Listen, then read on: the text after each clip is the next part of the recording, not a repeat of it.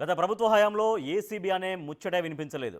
అదే ఇప్పుడు మాత్రం వరుస దాడులతో దడ పుట్టిస్తోంది అవినీతి నిరోధక శాఖ. కాంగ్రెస్ ప్రభుత్వం వచ్చాక లంచావతారుల భరతం పడుతోంది. ఏసీబీకి ఫ్రీ హ్యాండ్ ఇవ్వడంతో ఇన్నాళ్లు అడ్డగోలుగా దోచినోళ్ల బండారం బయటపడుతూ వస్తోంది. గతంలో పురుష అవినీతి అధికారులు ఎక్కువగా పట్టుబడేవాళ్లు. అదే ఇప్పుడు దొరుకుతున్న వారిలో మహిళా అధికారులు ఎక్కువగా ఉండడం గమనార్హం. వీరి వెనుక ఎవరైనా ఉన్నారా, లేక వారికి వారే ఈ లంచాల బాట పడుతున్నారా అన్న సస్పెన్స్ నడుస్తోంది. విషయం ఏదైనా ఉమెన్ కరప్షన్ ఆఫీసర్లు పట్టుబడడం ప్రస్తుతానికైతే సంచలనం రేపుతోంది. నార్సింగిలో 4 లక్షలు తీసుకుంటూ పట్టుబడ్డారో మహిళా అధికారి. 1000 గజాల ప్లాటును రెగ్యులరైజ్ చేయడానికి 4 లక్షల లంచం తీసుకుంటూ పట్టుబడ్డారు నార్సింగి టౌన్ ప్లానింగ్ అధికారి మణిహారిక. మంచిరేవుల గ్రామానికి చెందిన ఒకరు తన 1000 గజాల ప్లాటును ఎల్ఆర్ఎస్లో భాగంగా క్రమబద్ధీకరించుకోవడానికి వారం క్రితం మణిహారికను సంప్రదించారు. ఏకంగా 10 లక్షల రూపాయలు డిమాండ్ చేశారామె. చివరికి 4 లక్షలకు ఒప్పందం కుదిరింది. ఆ తర్వాత ఏసీబీ అధికారుల్ని ఆశ్రయించారు. మంగళవారం నాడు నార్సింగి మున్సిపల్ ఆఫీసులో మణిహారిక లంచం తీసుకుంటూ ఉండగా రెడ్ హ్యాండెడ్గా పట్టుకున్నారు ఏసీబీ అధికారులు. తర్వాత నిందితురాల్ని అరెస్ట్ చేసి జ్యుడిషియల్ రిమాండ్కు తరలించారు.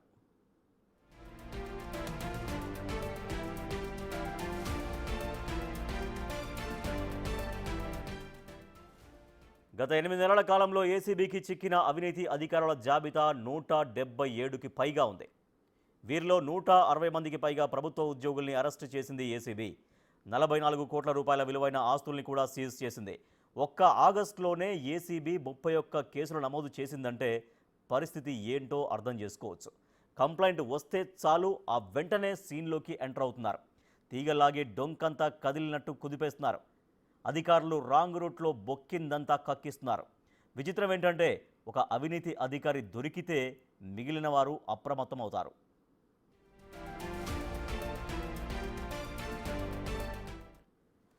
ఆగస్టులో చిక్కిన 31 కేసుల్లో 15 ట్రాప్ కేసులు, 2 డిఏ కేసులు, 3 మిస్కండక్ట్ కేసులున్నాయి.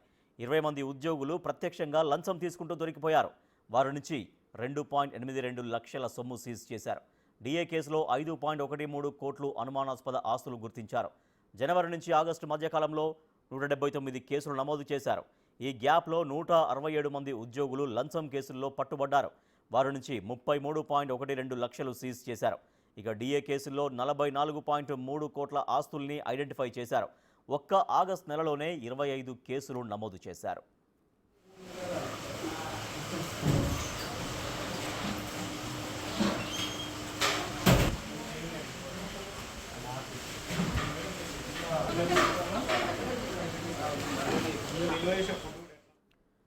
ప్రతి నెల సుమారు 20 మంది అవినీతి అధికారులు పట్టుబడుతున్నారు. సగటున నెలకి 20 కేసులు నమోదవుతుండగా సుమారు 20 మంది అరెస్ట్ అవుతున్నారు.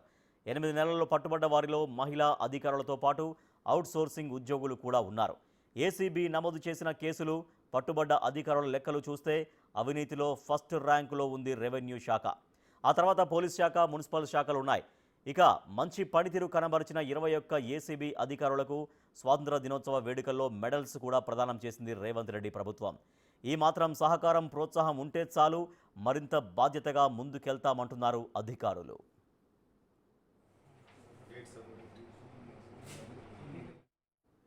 ఇరిగేషన్ శాఖలో కూడా భారీ అవినీతి తిమింగలాల్ని అరెస్టు చేసింది ఏసీబీ. ఆదాయానికి మించిన ఆస్తుల కేసులో ఈఎన్సీ బూక్యా హరిరామ్ను అరెస్టు చేశారు. హరిరామ్ ఆస్తులు బహిరంగ మార్కెట్లో 100ల కోట్లలో ఉంటాయని గుర్తించారు. జూన్ 11న చొప్పదండి ఎస్ఆర్ఎస్సి 8వ డివిజన్ ఈఈ నూనె శ్రీధర్ ఇల్లు, కార్యాలయాల్లో జరిపిన దాడుల్లో ఆదాయానికి మించి ఆస్తులు కూడబెట్టినట్లు గుర్తించింది ఏసీబీ. నూనె శ్రీధర్ ఆస్తులు బహిరంగ మార్కెట్లో 100 కోట్లకు పైనే ఉంటుందని అంచనా వేసింది ఏసీబీ. వీరు కాకుండా ఏప్రిల్ 1న పటాన్చెరు irrigation AE Ravikishore 1 lakh, May 9న సిరిసిల్ల 7వ డివిజన్ ఈఈ అమర్నాథ్ రెడ్డి 60,000 లంచం తీసుకుంటూ చిక్కారు. వీరి లెక్క తేల్చే పనిలో పడింది ఏసీబీ.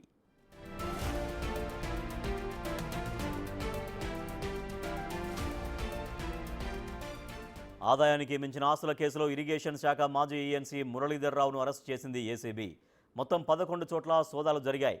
మురళీధర్ రావు నివాసం సహా బంధువులు, సన్నిహితుల ఇళ్లలో సోదాలు చేసి భారీగా ఆస్తులు గుర్తించింది. కాళేశ్వరం ప్రాజెక్టులో కీలకంగా పనిచేసిన మురళీధర్ రావు కాంట్రాక్టర్ల నుంచి పెద్ద ఎత్తున లంచాలు తీసుకున్నట్లు గుర్తించింది అవినీతి నిరోధక శాఖ.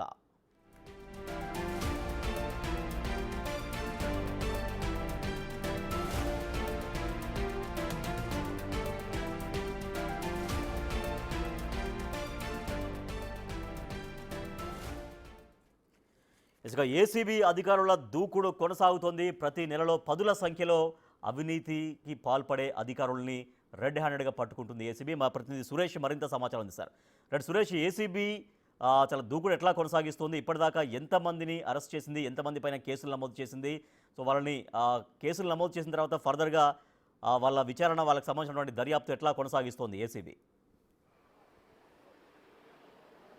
అంటే అవినీతి అధికారుల్లో రైళ్లు పరిగెత్తిస్తుంది ఏసీబీ అని చెప్పొచ్చు. ఎందుకంటే ప్రతి చోట రోజు ఏదో ఒక జిల్లా కావచ్చు, హైదరాబాద్ కావచ్చు, తెలంగాణ వ్యాప్తంగా ఎవరైనా లంచం తీసుకుంటూ ఉంటే రెడ్ హ్యాండెడ్గా పట్టుకోవడం, వారిని అరెస్ట్ చేయడం, ఆ తర్వాత వారి ఆస్తులు గుర్తించడం, ఆదాయానికి మించి ఆస్తులు ఉంటే మరో సెక్షన్ కింద కేసు నమోదు చేసి రిమాండ్కి తరలించడం వరుసగా ఏసీబీ చేస్తుంది. అయితే ఆగస్టు నెలలోనే 31 కేసులు నమోదు చేసింది.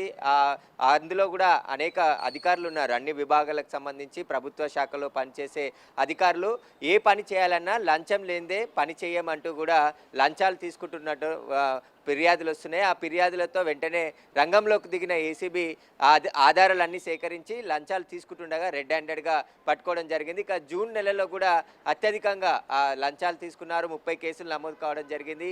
ఇక ఈ 8 నెలల్లోనే జనవరి నుంచి ఆగస్టు 31 వరకు కూడా దాదాపు 179 కేసులు ఏసీబీ నమోదు చేసింది. అందులో ట్రాప్ కేసులు ఉన్నాయి, ఆదాయానికి మించిన కేసులు ఉన్నాయి, అవినీతి ఆరోపణలున్న అధికారులపై కేసులు నమోదు చేసి వారిని అరెస్ట్ చేయడం జరిగింది. 100 కోట్ల రూపాయల ఆస్తులు గుర్తించడం జరిగింది. ముఖ్యంగా ఏసీబీ జరిపిన సోదాల్లో రెవెన్యూ తర్వాత ఇరిగేషన్ డిపార్ట్మెంట్లోనే భారీగా అవినీతి జరిగినట్టు కూడా గుర్తించడం జరిగింది. ఇప్పటి వరకు ఇరిగేషన్ డిపార్ట్మెంట్లో ముఖ్యంగా కాళేశ్వరం ప్రాజెక్టులో పనిచేసిన ఇంజనీర్ల ఇళ్లలో సోదాలు చేసినప్పుడు 100 కోట్ల రూపాయల ఆస్తులు సంపాదించినట్టు వారిని గుర్తించడం జరిగింది. వారిని రిమాండ్ కూడా తరలించడం జరిగింది. అయితే ఈ కేసులకు సంబంధించి ఛార్జ్షీట్ కూడా దాఖలు చేస్తున్నారు. ఎందుకంటే అవినీతి సొమ్ము, అంటే వారు ఉద్యోగంలో జాయిన్ అయ్యి ఇప్పటి వరకు విధులు నిర్వహించిన వచ్చిన జీతంతో కాకుండా భారీగా ఆస్తులు కూడా పెట్టారు. సుమారు ఒక 15 ఏళ్ళు సర్వీస్ చేస్తే వచ్చేదానికంటే వారి ఆస్తుల విలువ మాత్రం బహిరంగ మార్కెట్లో కోట్లాది రూపాయలు ఉన్నట్టు కూడా గుర్తించారు. అవన్నీ కూడా అవినీతి సొమ్ముగా సంపాదించినట్టే ఏసీబీ అధికారులు గుర్తించారు. ఇంకా ఇక్కడ ముఖ్యమైన విషయం ఏంటంటే గత 8 నెలల్లో జరిపిన ఏసీబీ రెడ్ హ్యాండెడ్గా సోదాల్లో అక్కడ 28 మంది మహిళా అధికారులు పట్టుబడ్డారు. 2 రోజుల క్రితం నార్సింగ్లో కూడా ఒక మహిళా అధికారి మున్సిపల్ శాఖలో పనిచేసే టౌన్ ప్లానింగ్ అధికారి కూడా 4 లక్షల రూపాయల లంచం తీసుకుంటూ రెడ్ హ్యాండెడ్గా పట్టుకోవడం జరిగింది. వికారాబాద్ కలెక్టర్ ఆఫీస్లో పనిచేసే అకౌంట్ సెక్షన్లో పనిచేసే ఒక మహిళా అధికారి కూడా లంచం తీసుకుంటూ రెడ్ హ్యాండెడ్గా పట్టుబడింది. ఈ 8 నెలల్లోనే ఇప్పుడు 179 మందిలో 28 మంది మహిళలే ఉన్నారు. అంటే గతంలో ఎప్పుడు కూడా ఇంత పెద్ద సంఖ్యలో మహిళలు లంచాలు తీసుకుంటూ దొరకలేదు. కానీ ఎవరైతే పురుషులు లంచాలు తీసుకుంటున్నారో మేమేం తక్కువ కాదన్నట్టు కూడా ఇక్కడ కూడా పెద్ద ఎత్తున మహిళా అధికారులు కూడా లంచాలు తీసుకుంటున్నట్టు ఏసీబీ అరెస్టులతో బయటపడింది. ఇక ఏసీబీ ఇదే దూకుడు కంటిన్యూ ఉంటుంది. ఖచ్చితంగా ఎవరైనా లంచం తీసుకోవాలంటేనే భయపడాల్సిన పరిస్థితి ఏర్పడే విధంగా చర్యలు ఉంటాయని చెప్పేసి కూడా చెప్తున్నారు. కానీ ఇవి లంచాలు తీసుకున్నప్పుడు అరెస్ట్ అవుతున్నారు, మళ్ళీ జైలుకు వెళ్తున్నారు, తిరిగి బయటకు వస్తున్నారు. కానీ అలా కాకుండా వీరిని సర్వీస్ నుంచి రిమూవ్ చేయాలని చెప్పేసి కూడా డిమాండ్ కూడా వినబడుతుంది. ఎందుకంటే లంచాలకు అలవాటైన వాళ్ళు 6 నెలలు సస్పెండ్ అవుతారు, 3 నెలలు మళ్ళీ సగం శాలరీ వస్తుంది, వాళ్ళు జైలుకు వెళ్ళొచ్చిన తర్వాత మళ్ళీ పైరవీలు చేసి ఉద్యోగాలు తీసుకొని మళ్ళీ అవినీతికి పాల్పడుతున్నారు. అలా గతంలో లంచాలు తీసుకొని అరెస్ట్ అయిన వారు కూడా మళ్ళీ ట్రాప్ అయిన కేసులు కూడా ఈ 2 సంవత్సరాల కాలంలో ఉన్నాయి. ముఖ్యంగా గత 10 ఏళ్లలో అవినీతికి అలవాటు పడ్డ లంచగొండ అధికారుల భరతం అయితే పడుతున్నారు. రిటైర్డ్ అయినప్పటికీ కూడా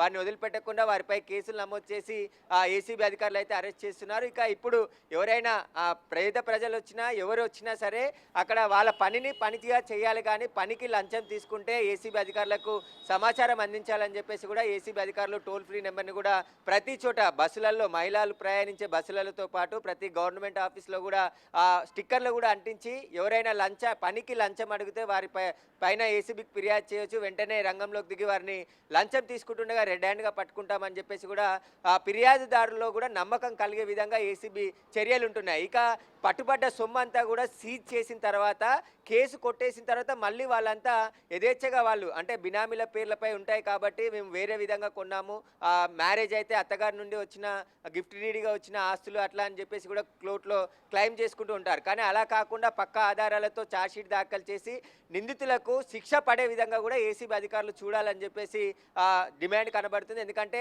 కన్విక్షన్ రేటు చాలా తక్కువ ఉంటుంది. ఆ ఏసీబీ కేసులలో లంచం తీసుకుంటారు, రెడ్ హ్యాండెడ్గా పట్టినప్పుడు అరెస్ట్ చేశారు, రిమాండ్కి తరలిస్తారు, 90 రోజుల పాటు పాటు జైల్లో ఉండి మళ్ళీ బెయిల్పై బయటికి వస్తారు. కానీ ఆ కేసు కన్విక్షన్ రేట్ అనేది చాలా తక్కువ ఉంది, శిక్షలు పడట్లేదు. అందుకే ఇంత విచ్చలవిడిగా లంచాలకు ప్రభుత్వ అధికారులు అలవాటు పడుతున్నారు. ప్రభుత్వ జీతం వచ్చినప్పటికీ కూడా ఆ లంచం లేని పని చేయమని చెప్పేసి కూడా ఈ సోదాలను బట్టి మనకు అర్థమవుతుంది. ఆగస్టు నెలలోనే 31 కేసులు అంటే ప్రతి డిపార్ట్మెంట్లో కూడా లంచం ఇయ్యందే పని జరగట్లేదని చెప్పేసి స్పష్టంగా అర్థమవుతుంది. కాబట్టి ప్రభుత్వం కూడా చాలా సీరియస్గా ఉంది.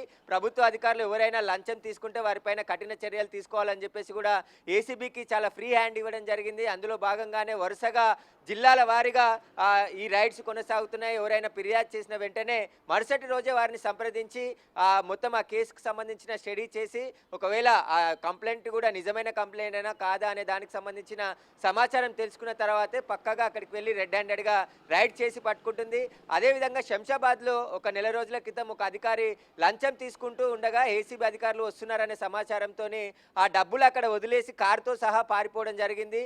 4 రోజులైనా కూడా ప్రభుత్వ అధికారి ఏసీబీ అధికారులకు దొరకలేదు. కాబట్టి ఆ ఏసీబీ అధికారులు వస్తున్నారు, అరెస్ట్ చేస్తున్నారు అనే భయం ఉన్నప్పటికీ కూడా మళ్ళీ లంచం డబ్బులు చూడగానే ఆ డబ్బులు తీసుకోవాల్సిన పరిస్థితులు ఇవైతే లంచగొండే అధికారులు అయితే చేస్తున్నారు. దాంట్లో భాగంగానే ఏసీబీ ఇక మీద కూడా దూకుడుగా పనిచేస్తుంది. ఖచ్చితంగా ఎవరైనా ప్రభుత్వ అధికారులు లంచం తీసుకొని పని చేయాలంటే ఖచ్చితంగా భయపడాల్సిన పరిస్థితులు రానున్న రోజుల్లో ఉంటాయని చెప్తున్నారు. అందుకు అనుగుణంగానే ఏసీబీకి ఆ ఫ్రీ హ్యాండ్ ఇవ్వడం, ఏసీబీ అధికారులు ఎక్కడ అవినీతి అధికారులు ఉన్నా కూడా అంటే డైరెక్ట్ లంచమే కాదు ఆదాయానికి మించిన ఆస్తులు ఉన్నాయని ఫిర్యాదులు వచ్చినా కూడా వారిపైన కూడా కేసులు నమోదు చేస్తున్నారు. గత ప్రభుత్వంలో 10 సంవత్సరాలు హెచ్ఎండిఏ శివబాలకృష్ణ కేసులో కూడా చూడవచ్చు. దాదాపు 1000 కోట్ల ఆస్తులు ఆయన కూడబెట్టాడు, 100 ఎకరాల వ్యవసాయ భూములని సంపాదించాడు. ఇక హెచ్ఎండిఏలో పనిచేసిన కొంతమంది అధికారులు కూడా భారీగా ఆస్తులు కూడబెట్టారని చెప్పేసి కూడా ఏసీబీకి ఫిర్యాదులు వస్తున్నాయి. ఇక ఇదే కాకుండా ఏసీబీ అనేక కేసులు కూడా ఇప్పటికే దర్యాప్తు చేస్తుంది. కాబట్టి